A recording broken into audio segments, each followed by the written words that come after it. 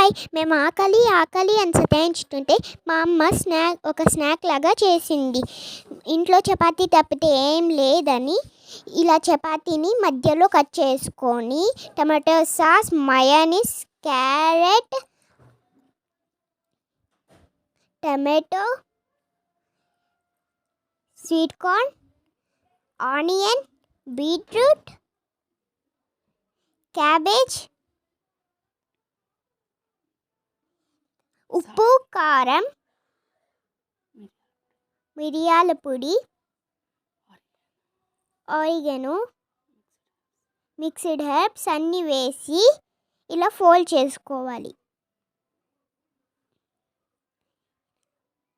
ఇలా శాండ్విచ్ గ్రిల్లర్లో వేడి చేసుకోవాలి. రెడీ.